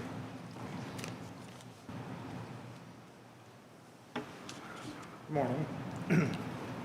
I'm Kevin Knudsen, Assistant County Administrator.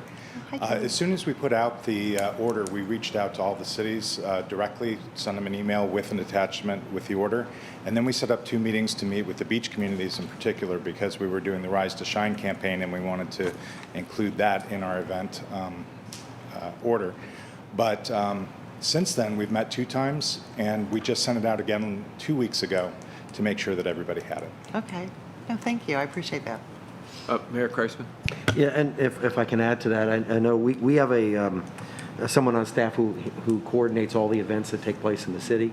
And so he's constantly in touch with the events and letting them know they've got to submit their plan to us so that we can review it and then send it off to the county for the county's review. And from our perspective, if they don't submit that to us and we're aware of it, we will not issue them a permit to hold the event. Okay, thank you. Anybody else? I guess we're good. Steve, go ahead. All right, so thank you, Commissioner. Under the President CEO report, first item we have is TDC bylaws. We provided to everyone a copy of the bylaws with the changes that Michael Zoss went through and made. In addition, what it looks like when you don't have the changes in there. But again, you have that in front of you. Again, this is for us to go through and formally adopt so that we can get that to the BCC. As Michael indicated at our last meeting, this was done, I think, 3 years ago, 4 years ago. Probably. It just never made the extra step. So at this point, we're just going to get all of that done, and then we get that taken care of, and we have a formal set of bylaws. Yeah, obviously, we've been performing quite well without the bylaws being formally approved, but I wanted to just go ahead and get them formally approved and wanted you guys to take one more look at them. And if we're good to go with that, yes, Phil, go ahead. Since the last time this was done, term limits were added to a total of no more than 3 terms, and it does address somebody who leaves before their 4 years is up, and they're calling that a full term. Historically, when somebody leaves, we would replace them with somebody from the same general area, and the question is that a full term if they've only served a year? In other words, they took over the seat of the person who resigned or who left for whatever reason, and it doesn't really address in the bylaws whether that counts. Since we've got term limits now, is that a term as well? So if they come in 2 years into it. If I may, yes, thank you, Commissioner. Phil, the answer to that would be yes, it would count. What we're trying to clean up, some of the ambiguity at the direction of the chair, which I thought was a very good point, is the fact that traditionally we had a practice of if someone let's say, one of the elected officials, as a result of an election, had to step off the TDC because they were no longer an elected official, then that person would be appointed, and it would only be for the balance of whatever that term was. So we ended up having, and I think in Mayor Hibbard's, it was a case where he was appointed, and a couple months later, he had to be reappointed. So to ensure continuity, which I think was Commissioner Egger's concern about not replacing people all at once, the same group over and over again, we're going to stagger them now. So over time, it'll be a little bit more organic as far as people cycling in and out, as opposed to every 4 years kind of situation with a block of people leaving or maybe not being reappointed. So this would now clear up that if you're appointed, no matter how you're appointed, it's for a 4-year term. That counts. Okay. I'm still not really for term limits, but but it's in there. No, I just did, when that wasn't clarified in these. It was clarified for somebody leaving, but it wasn't clarified as somebody coming in the bylaws. I can look at that, but my recollection of it was that it said all terms, all appointments, period, whether you're coming or going. It's Okay. basically It's 4 not years, quite but how it we'll reads, look but at it. Yep. that's how it can be interpreted. So Phil, just to make sure I'm clear, your question is, if somebody comes in a midterm, is that considered the new person's first term? Yes. That would be a full 4-year term, regardless of when you're appointed. Right. That would be considered a term for purposes of Understand term that, but limits, that yes. person that took the place, who is subject to term limits, is that considered their first term if they're finishing up somebody else's? And then maybe I'm not being clear, I Okay. apologize. They're not finishing up a term, they're starting a full 4-year term from now on. Oh, okay, I got you. Correct, correct, Gotcha. which I think it was a Yeah, valid point that's you raised, exactly where I was Commissioner. going. I just want to make sure I was clear. Anytime anybody comes on, even if they're replacing somebody Correct. midterm, they're going Correct. to serve 4 years from there. Correct. Okay, that's why it's not in there. Yes. Tony? I have a question on 7C, and maybe I'm carrying this out to an extreme, which I've been known to do before. But when I read this, only the BCC has the power to remove a TDC member, and the BCC may, in its own absolute discretion, remove any member of the TDC. The wording on that, in my opinion, is the County Commission doesn't like the way people are voting. The County Commission doesn't like the way certain people are making recommendations, and could then say, at our discretion, you're no longer a member of the TDC. Am I being extreme on that? I don't think so. Since I know who signs my paycheck, I've got to say, you're not being extreme. I've never seen that come to pass. I haven't. I think the board is very cognizant of the value provided by the TDC members, so I don't think the intent of that, absolutely, yes, it does read that way because it's ultimately their advisory board, and they get to make those appointments, so obviously they could unappoint, if you will.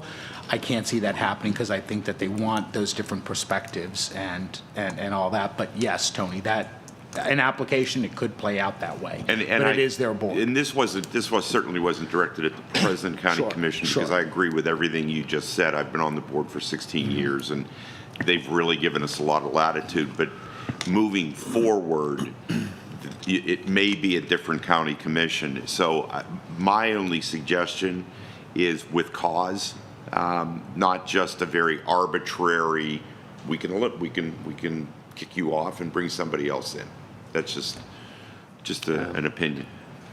Yeah, I kind of agree with Mike. Michael, I don't really see any interest at all in once their folks have been appointed in doing anything, but it does provide, at least it allows an outlet that, Tony, if you've been up to no good for some reason, which I can't imagine what that would be. Never convicted anyway. But we don't really have to go through anything formal. We don't have to go through any, court case or any, we just make that decision quietly and move on. But I mean, it is the county commission's appointment. Yes, so it it is. would make it up to them if they want to remove it. But again, I don't think, we haven't seen that. Not that I'm aware of. Yeah, and I don't see any of that intent going forward. Mr. Chair? Yes. I don't think an individual can do it on their own anyway. No, so cannot. That would kind of clear it up. It has to be a majority feeling for some cause. Yeah. No, that's not an arbitrary, one person, so. Mayor, did you have something? I would like to make an amendment to that clause, though. I'd like it to be the Satterfield clause. If we could just put that title in. You can do that, Mr. Zonas, right? I'm sure I could come up with something. The Satterfield Club. I would like to be a permanent part of this forever, yes. Anything else? Any other comments?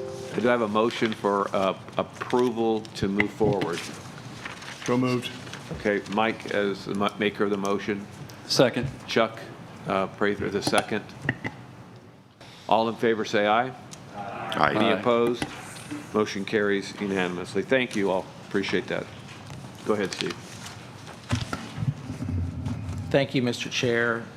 And if we could pull up the President CEO update. And hit next slide. Next slide. Next slide. All right. Wanted to go over some key destination metrics. So basically taking about 20 pages of information and try to consolidate it into about 3 slides. And because you can go through and look at everything on your own, but in other words, for the public as well as here, be able to show some information. So under destination metrics for lodging, this is for January of 2021.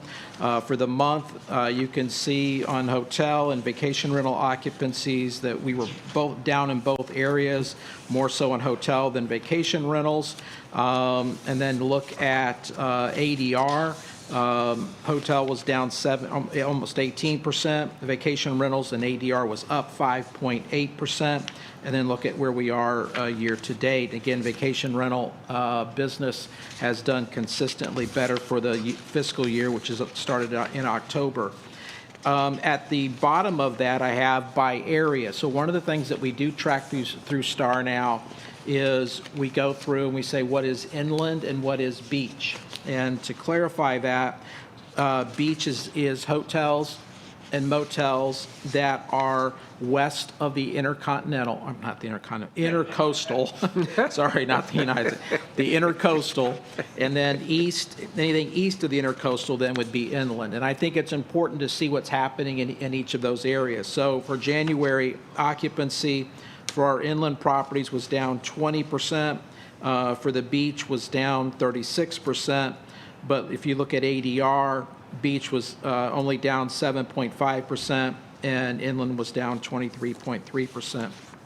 And to give you an idea as far as supply and what that means, is you're looking at about 45% of our rooms are what would be considered beach, and 55% inland. Again, this is all for hotel, motel, and Smith Travel only.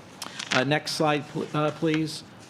I did want to show this because Leroy did a great job of showing some return on Super Bowl at our last meeting. We did get some additional information that I wanted to show. In this case, how did we do against 2009? And again, very similar in the fact that there was a national crisis on at that time. It was a major recession, and in 21 we had the pandemic. So we took the same days of when the event would have happened. So in 2009, Super Bowl was on February 1st. In 2021, the game was on February 7th. So you can see from that Wednesday through the following Tuesday, so for a week, you can see that for Friday, Saturday, Sunday, Monday, Tuesday of 21, we were actually up in occupancy over the 09 game. And I need to clarify that this is hotel, motel only. And then the other aspect of it is that our room supply was up 9%. So you can see we were on the occupancy side. On the ADR side, it is lower than what we saw in 09, except for the Monday and Tuesday after the game. So did want to make that comparison for everybody, because again, I think there's a lot of folks that felt the game was held, or even though that we didn't have a full 75,000 people in the stadium, that might have impacted business. And while it did on the rate side, it was encouraging to see that we had such strong occupancy numbers on the days leading up to the game. Next slide this is for tourist development tax collections for the month of January. Our collections were down 24.9% for the month. Fiscal year were down 22.6%. The bottom part, so the graph that you have, the solid black line is our collections in 21. It is mirroring right now the dark blue line, which is collections in 2017. And we are off just by a little bit in October, pretty much even November, December, and January. So based on that, if we were to follow that same projection that we're seeing in 2017, that year there was 54 million collected. In 2018, which is the orangish line, and I need to do a better job of doing some colors up here for everyone, but that was 2018, and the amount collected that year was 59 million. So again, just wanted to give you an idea of where we are with collections and through the first 4 months of the fiscal year. Next slide, please. This gets a little bit to what Leroy talked about with arrivalists, but if you look at our top fly destinations and our top drive, on that, those that are in red are where we had declines versus last year. So you can see New York, Philly, Detroit are all declines, but Chicago, Minnie, Indianapolis, Grand Rapids, Kalamazoo, Cincy, St. Louis, Milwaukee are all up over last year. And then you look at the drive market top 10, the only one that was down was Chicago for drive. But again, look at the secondary markets of where we were going through to get business in the month of January. Next slide, please. And this here is the information we get from Destination Analyst. And basically, I wanted to take that whole report, which is a great report, and I encourage each of you to go through it and just sum up some key areas. In this case, we are comparing January of 21 to January of 20. And you can see that our daily spend, travel party size, mean number of nights, the visitor type that's Gen X, because that was the top visitor type in the month of January, and average income were all up over January of 2020.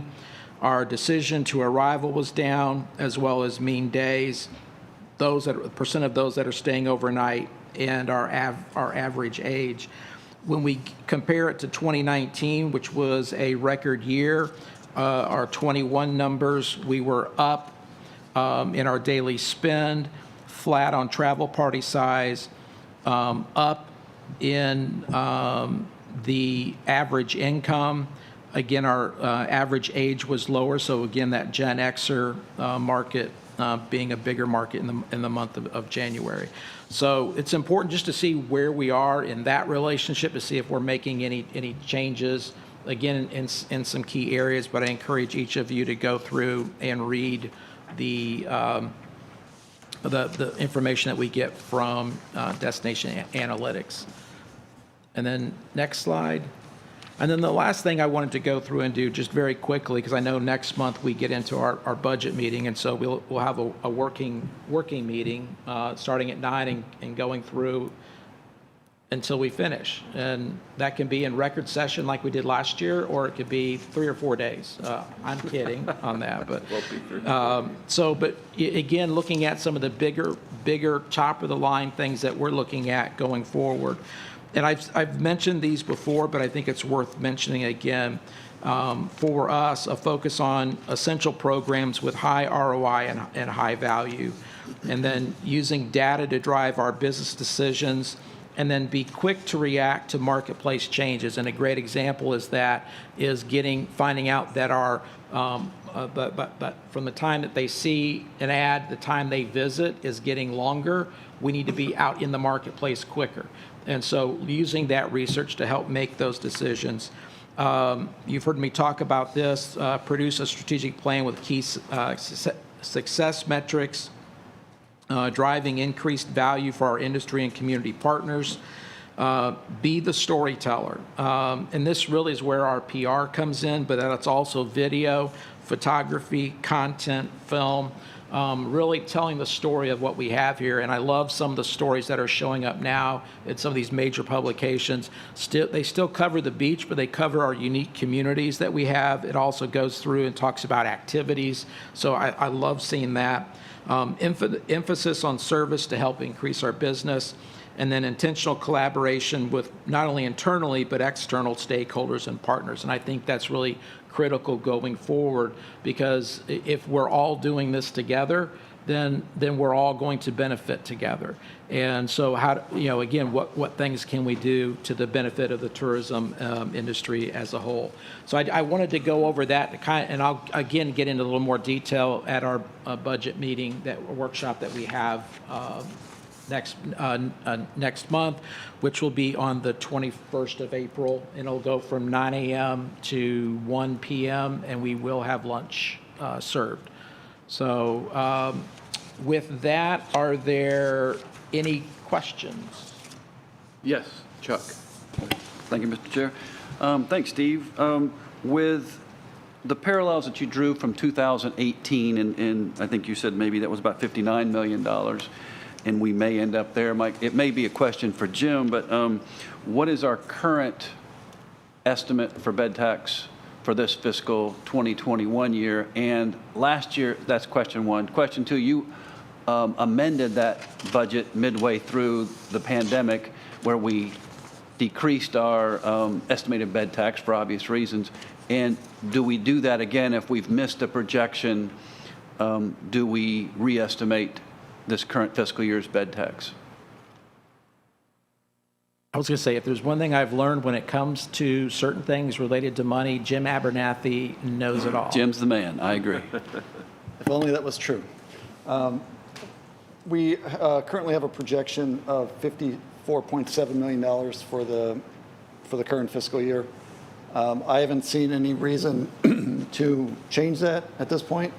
We were above projections for the first 3 months of the fiscal year, and we were below projection for the fourth month, but I think that was an aggressive projection, but we're still ahead cumulatively. Thank you so much. And to answer your other question,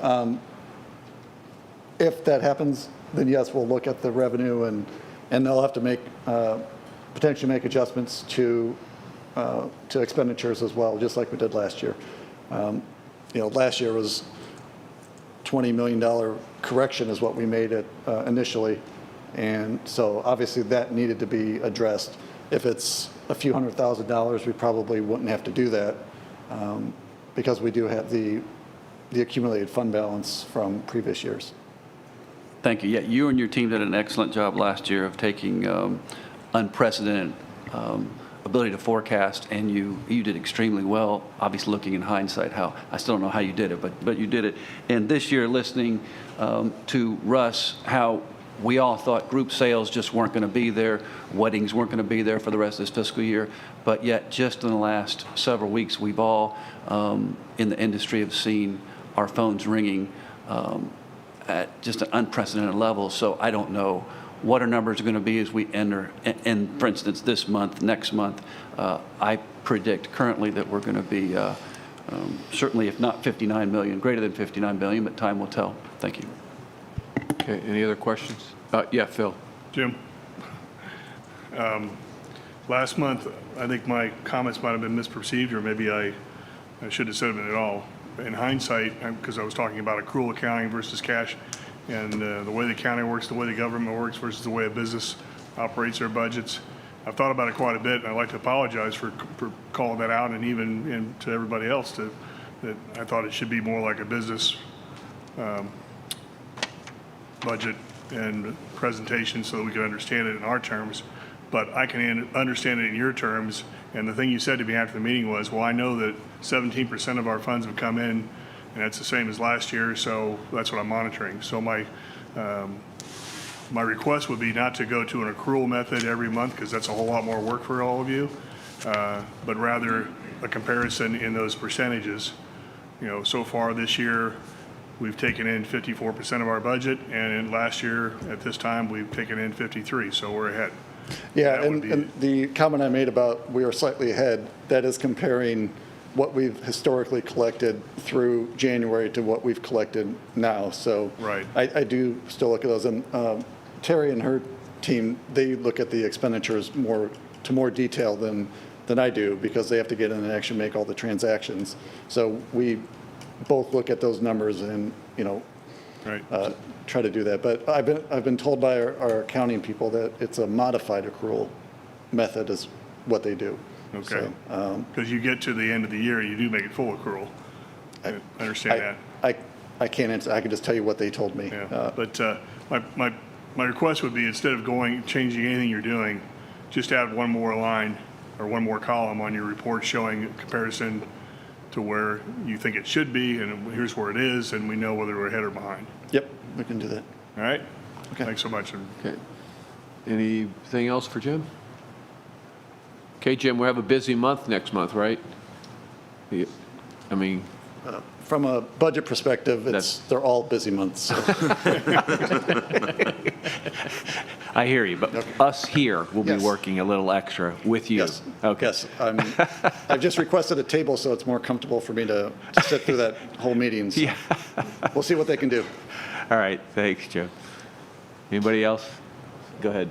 Mr. Chair, if I might, and this kind of goes to a little bit what, Chuck, you were kind of talking about. So U.S. Travel had their board meeting last week in Tampa. It's the first time they've met in person since the pandemic has started. And one of the presentations that we had dealt with travel in the United States and what's happening. And one of the key things out there is they are looking at projections of where do they think, this is again across the United States, and they are looking at it that travel is moving into the positive. In other words, we're going to get better, and said for the first time they are more, versus saying we're going to get better we think, and more of a negative slant, it's getting better and we know it. And so they've made the switch. And I think it's important to know, because what we're seeing now today, what you're hearing from any of our tourism partners, I think when we talk to businesses, I don't care where they're at, they're seeing the foot traffic. And so it's people wanting to go through and travel. And so that's why we need to be out in the marketplace and with our messaging, again, to get people while we can. I think the other part is the fact with the vaccinations, as more people are getting them and they feel like traveling, the Gen Xers who we've been seeing, we might see the baby boomers be coming back. Because that group of folks are getting their vaccines, and they're like, I am definitely traveling because I haven't seen family, I haven't seen grandkids, I haven't seen, and where do if they're not getting their families to come see them here in the state of Florida, they're out traveling. They just want to get out and escape. So we're seeing that change, and they're seeing that nationally as well. And then we sat in a meeting yesterday that included PI. And again, looking at how strong that airport continues to do, the west coast of Florida continues to do, and then Florida overall. So I think all the signs are the positive. So I think the numbers projected for this year, let's hope that we pull last year, and we're $11 million off to the good. You like those kind of surprises. But let's hope that's where we're at, and then look at 22 as let's have some sense of normalcy in terms of visitation from there. Thank you. Excellent.